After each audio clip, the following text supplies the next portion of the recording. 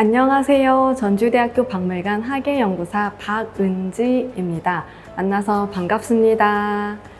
저희 전주대학교 박물관은 매년 기리의 인문학 체험 프로그램으로 여러분을 찾아가고 있습니다. 기존에는 박물관에 직접 방문하여 전시를 관람한 후 강의실에서 함께 체험을 진행했었는데, 현재는 코로나19 상황으로 대면 수업인 찾아가는 박물관, 비대면 수업인 온라인 교육 프로그램 두 가지를 운영하고 있습니다. 먼저 기리의 인문학 체험 프로그램에 앞서 전주대학교 박물관은 어떤 곳이며 박물관에는 어떠한 유물들이 있는지 살펴보도록 합시다. 선생님과 함께 전주대학교 박물관 둘러볼까요? 전주대학교 박물관은 중앙박물관과 호남기독교박물관 두 개의 박물관으로 구성되어 있습니다. 먼저 본관 3층에 위치한 중앙박물관은 1985년에 개관하였으며 학교역사관, 전통복식관, 민속생활관, 향토역사관, 기획전시관 등 총 5개의 전시실로 구성되어 있습니다. 학교역사관은 2014년 전주대학교의 개교 50주년을 기념하여 학교 설립 과정부터 현재까지 전주대학교의 발전된 모습을 볼 수 있는 전시실입니다. 학교의 상징, 역대 이사장 및 총장의 역사, 학교 생활사, 대외 활동과 관련된 유물들이 전시되어 있습니다.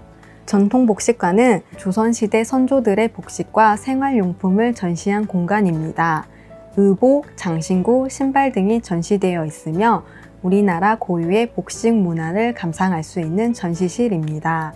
향토역사관은 우리 선조들이 사용하던 용경, 생활용품, 교방용품 등을 전시하고 있는 공간으로 우리 선조들의 지혜와 장인 정신을 배울 수 있는 공간입니다. 민속생활관은 교육, 혼례, 음악 등으로 나누어 선조들의 생활 양식을 살펴볼 수 있는 전시실입니다. 민속생활관 한쪽에 이달의 문화재 코너를 마련하여 관람객들에게 다양한 주제로 유물을 선보이고 있습니다. 기획전시관은 서화, 사진 등을 전시하는 공간입니다. 현재는 지역예술 홍보와 발전에 힘쓰고자 전북 지역에서 활동한 작가들의 서예와 산수화 작품을 전시하고 있습니다. 또 다른 박물관인 호남기독교 박물관은 전주대학교 개교 50주년으로 2014년 6월 16일에 개관하였습니다. 상설 전시실과 기획 전시실로 나누어져 있으며 호남 선교가 시작된 전주를 중심으로 근대 역사와 기독교 역사를 살펴볼 수 있는 공간입니다. 또한 매년 특별전과 기획 전시를 개최하고 박물관 기리의 인문학, 중학교 자유학년제, 진로 박람회 등 다양한 교육 체험 프로그램을 진행하고 있습니다. 이외에도 문화재 조사 기관으로 발굴 및 지표 조사 등의 학술 연구를 수행하며 재학생과 졸업생들에게 실습을 제공하여 전문 인력 양성에도 힘쓰고 있습니다. 이렇게 전주대학교 박물관은 지역 주민과 함께 호흡하는 박물관으로 언제나 열려있는 문화 공간이며 평생 교육의 장으로 자리매김하고자 노력하고 있습니다. 선생님과 영상으로 전주대학교 박물관 살펴봤는데요. 이제 기리의 문학 체험하러 가볼까요? 안녕하세요, 여러분. 오늘은 미나 체험을 진행할 이승아 교육자 선생님입니다. 먼저 교육을 시작하기 전 주의사항을 알려드리겠습니다. 화재나 재난 발생 시 인솔 선생님에 따라 안전하게 대피해주세요. 아픈 친구들은 꼭 담임 선생님께 얘기해주세요. 선생님 허락 없이 체험 도구를 사용하지 말아주세요. 기침을 할 땐 꼭 옷소매로 가리고 기침을 하고 실내에서는 마스크 착용을 해주세요.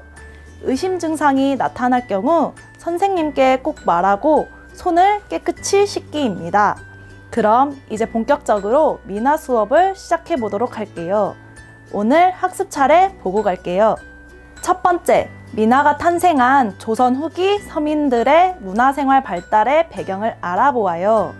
두 번째, 미나에 대해 알아보고 미나에 담긴 소원과 현대의 미나가 어떻게 그려지는지 알아보아요.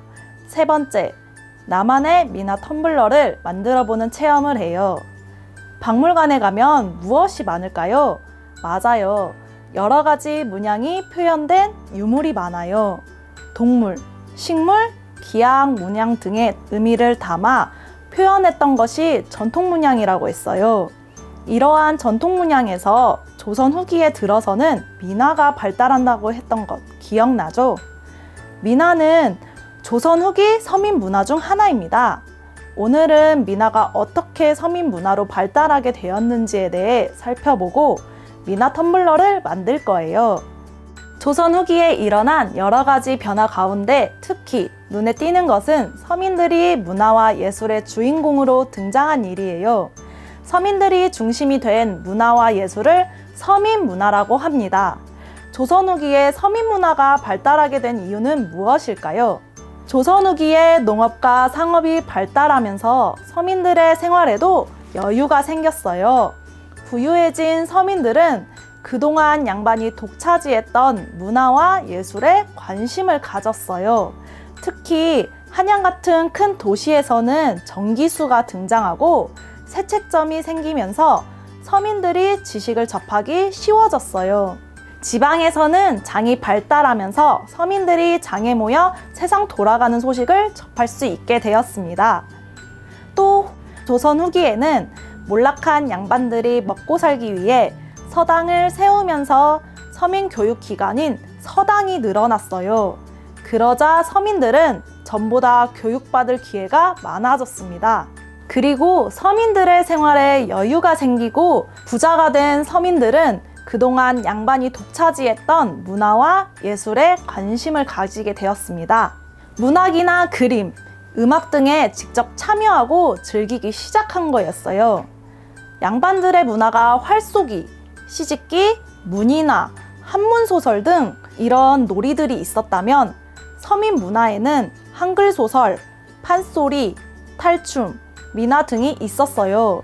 서민들은 한글 소설이나 판소리, 탈춤, 민화 등으로 자신의 생각과 감정을 솔직하게 표현했습니다. 자신들이 어떻게 사는지, 어떤 어려움이 있는지 표현한 거예요. 양반답지 않은 양반을 비판하는 등 신분 질서에 대한 자신들의 생각을 표현하기도 했지요. 미술에서는 우리의 자연을 사실적으로 그린 진경산수화가 유행하였고 서민들의 솔직한 생활을 담은 풍속화와 소박한 민중들의 정서를 담은 민화가 널리 그려졌어요. 서민 문화들 중 우리는 민화에 대해 알아볼게요. 민화는 백성민, 그림화를 써서 백성이 그린 그림이라고 합니다. 민화 속에는 우리의 조상의 삶과 소원, 멋이 담겨 있는 그림입니다.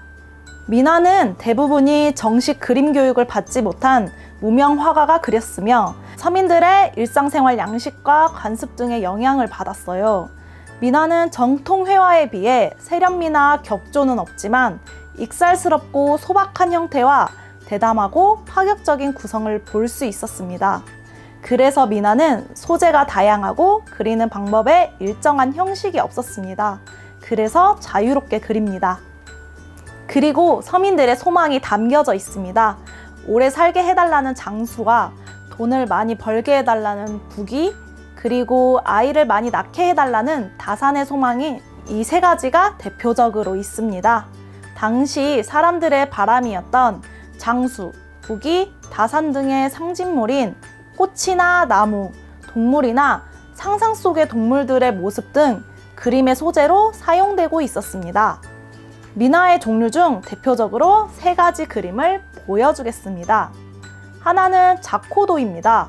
자코도는 호랑이와 까치를 함께 그린 그림으로 혹은 호작도라고 불립니다. 호랑이는 나쁜 기운을 물리쳐주는 벽사의 기능을 갖고 있고 까치는 기쁜 소식을 전해주는 길조의 기능이 있습니다. 여기서 자코도는 호랑이를 익살맞게 그린 그림이 대부분인데 호랑이는 인간과 가까이 있으면서 인간이 늘 피해보는데 이러한 호랑이를 재미있게 그림으로써 두려움을 극복해보자 했던 선조들의 지혜를 읽을 수 있습니다. 책가도는 책장과 서책을 중심으로 하여 각종 문방구와 골동품, 기물 등을 그린 그림입니다.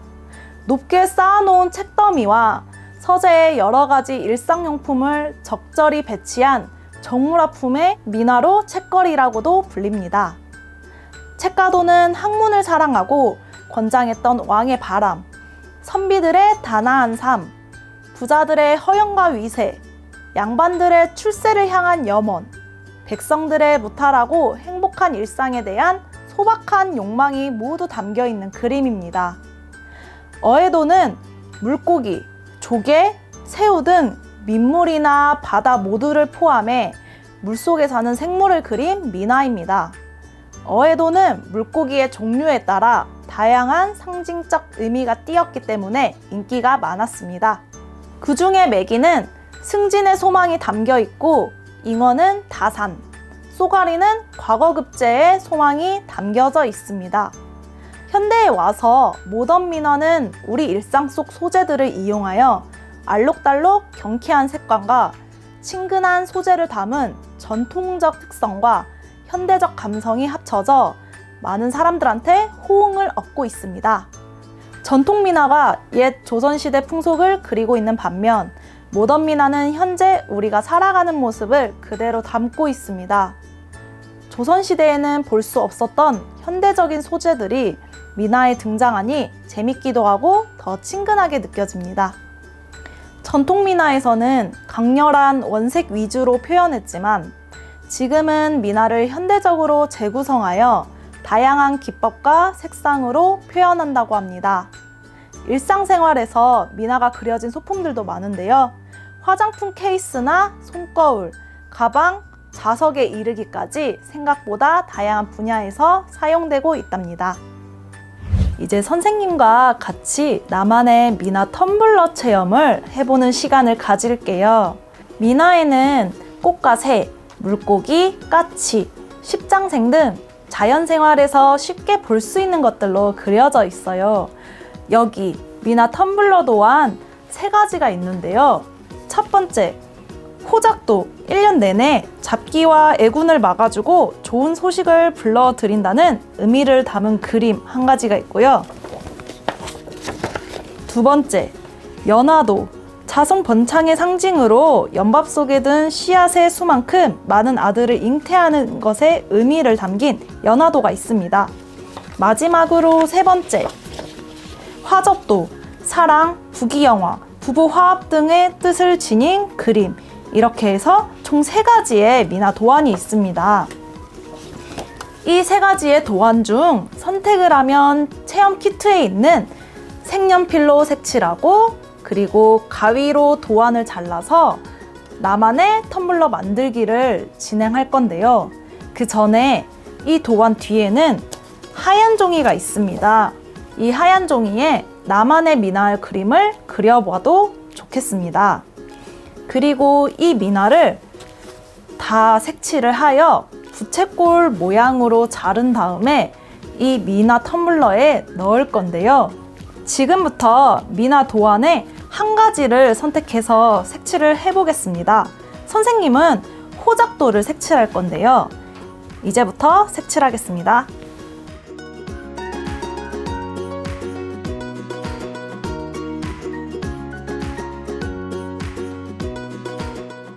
그리고 색칠을 다 한 다음에 가위로 부채꼴 모양으로 오려주세요.